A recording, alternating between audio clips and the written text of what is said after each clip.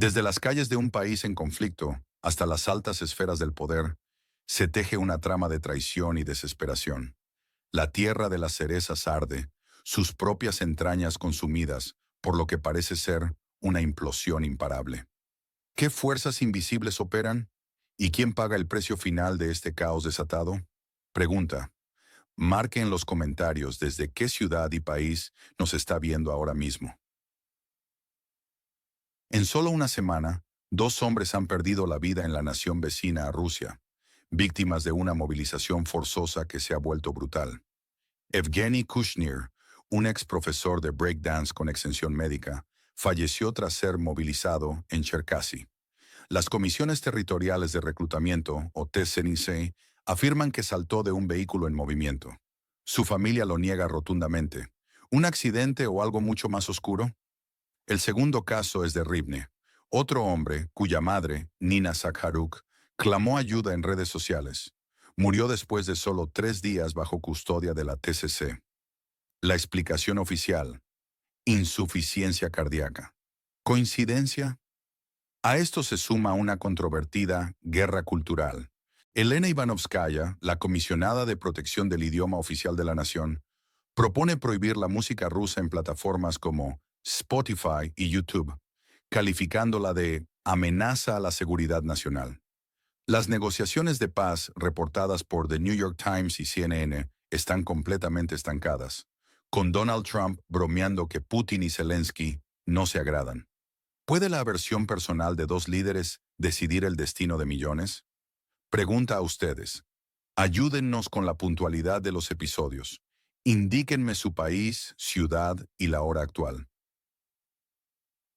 Todo esto no es solo noticias, es el pulso de una región que se desangra, con consecuencias directas para la seguridad global y la economía.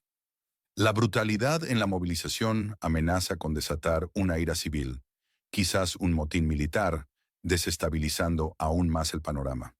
La prohibición cultural es una herida abierta en una sociedad ya fracturada. ¿Cuánto puede aguantar un pueblo? La corrupción rampante, con un 65% de los ciudadanos creyendo que la ayuda internacional desaparece en bolsillos privados, podría llevar a un colapso total de la asistencia occidental. Imagine el impacto global si una nación tan crucial falla. ¿Qué pasa cuando la línea entre amigo y enemigo se difumina?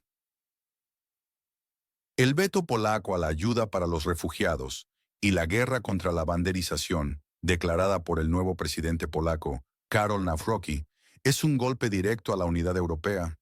¿Es realmente un regalo a Putin, como lo calificó el viceprimer ministro polaco Krzysztof Galkowski?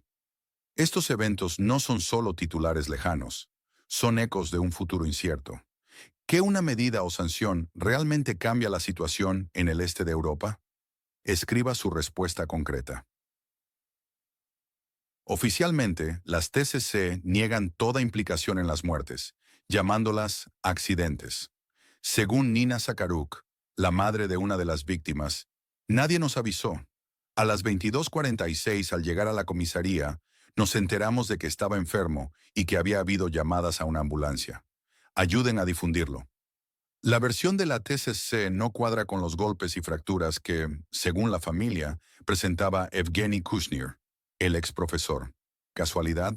La comisionada Ivanovskaya argumenta que, por lo tanto, creo que la prohibición de la música rusa en las plataformas populares es un paso necesario para proteger el espacio cultural de Ucrania. ¿Es una protección o un purga cultural? ¿Y a qué costo? Por otro lado, Serhiy Sternenko, un influyente bloguero militar, advierte con escalofriante precisión: si Zelensky cediera aunque sea un pedazo de tierra no ocupada, su destino sería la extinción. Primero política, luego real. Será un desastre para nuestra soberanía. La gente nunca lo aceptará. ¿Es esto una amenaza o una promesa? Según Transparencia Internacional, el 65% de los ciudadanos creen que la ayuda para la recuperación está sumida en corrupción.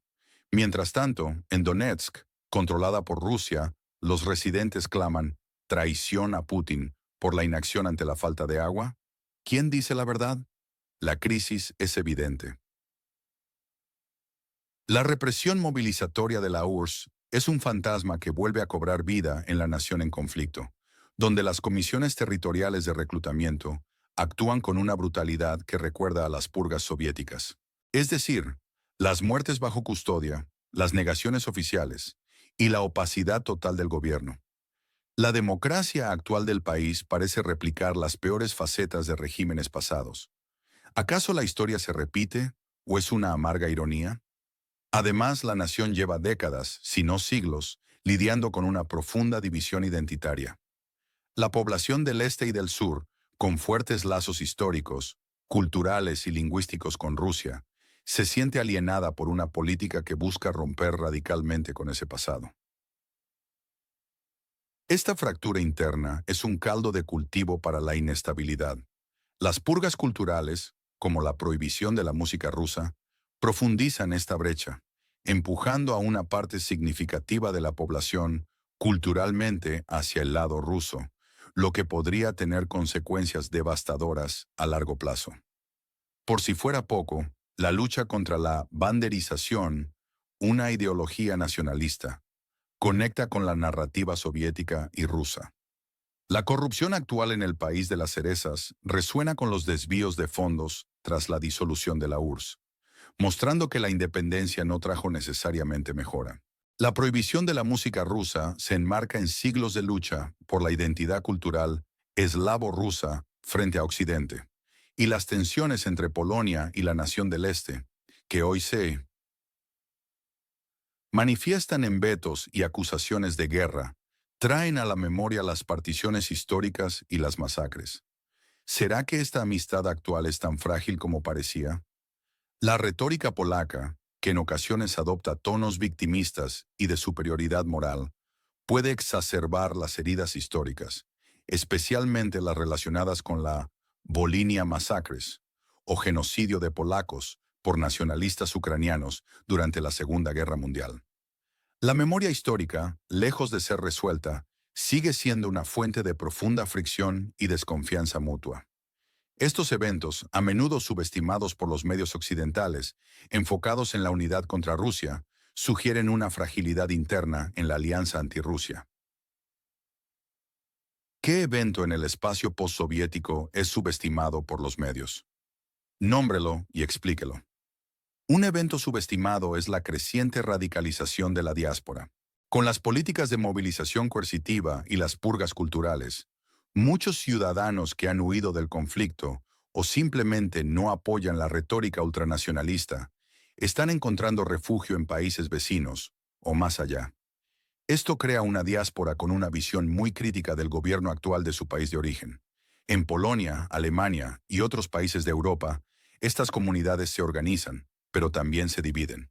Algunos apoyan sin reservas al gobierno actual, otros lo ven como corrupto y autoritario.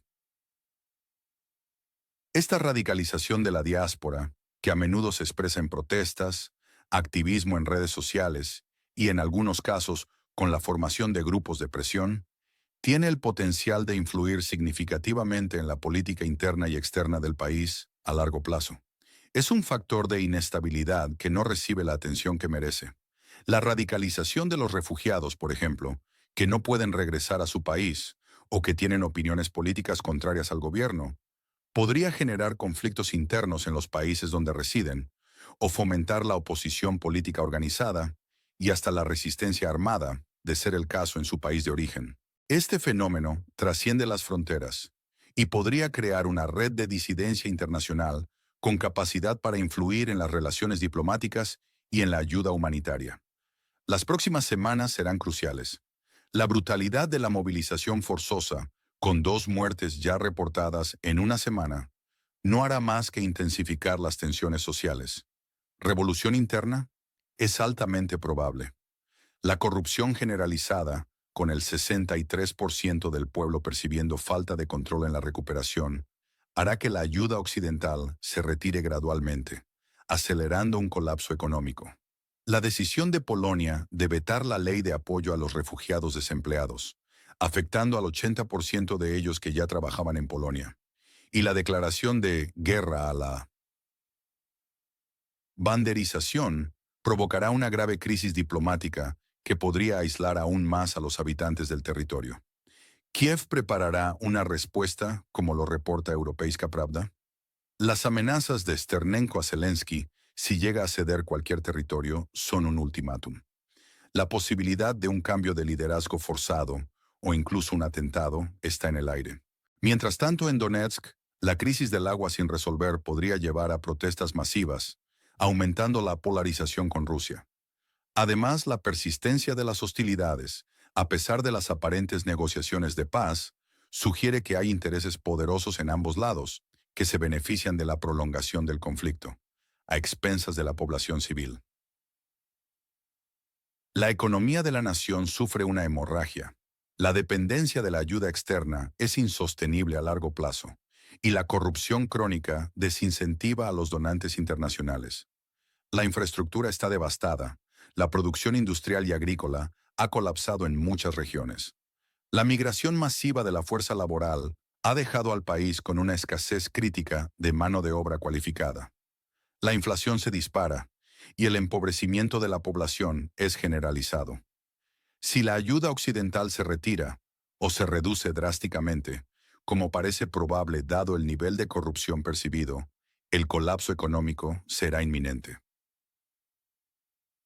Esto no solo afectaría a la población, sino que también podría desestabilizar a los países vecinos, generando flujos migratorios adicionales y presiones sobre los sistemas de seguridad social. A nivel internacional, la fatiga de la guerra se hace palpable. El apoyo público en muchos países occidentales está disminuyendo, a medida que los costos económicos y humanitarios se acumulan sin un final a la vista. Las narrativas divergentes y las acusaciones mutuas de desinformación han erosionado la confianza. Las divisiones dentro de la OTAN y la Unión Europea sobre la estrategia a seguir se hacen más profundas, con algunos países abogando por una solución diplomática y otros insistiendo en la victoria militar total, lo que parece cada vez más inalcanzable. Este escenario de división y desgaste podría allanar el camino para una intervención externa inesperada o un acuerdo de paz impuesto por terceros actores, lo que podría no ser del agrado de ninguna de las partes directamente involucradas. El equilibrio de poder regional también está en juego. La reconfiguración de alianzas y el resurgimiento de viejas tensiones geopolíticas complican aún más el panorama. La situación en el Mar Negro, las rutas marítimas y el control de los corredores energéticos son cruciales para la seguridad global. La presencia militar de varias potencias en la región aumenta el riesgo de una escalada no deseada. El conflicto, que inicialmente se presentó como una lucha por la democracia y la soberanía, ha desvelado capas complejas de intereses geopolíticos, luchas por recursos y pugnas por la influencia regional. Las decisiones tomadas en los próximos meses no solo afectarán al país de las cerezas, sino que moldearán el orden internacional durante décadas. Se ha hablado mucho sobre el cansancio de la guerra en Occidente, pero también hay un cansancio en el frente. La moral de las tropas, aunque a veces se presenta como inquebrantable, está bajo una presión extrema. Las bajas son numerosas, el equipamiento es limitado y la promesa de una victoria clara se desvanece.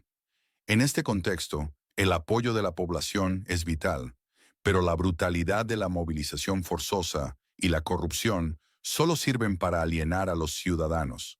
La brecha entre el gobierno y el pueblo se ensancha cada día, y las consecuencias de esta alienación podrían ser más peligrosas que cualquier ataque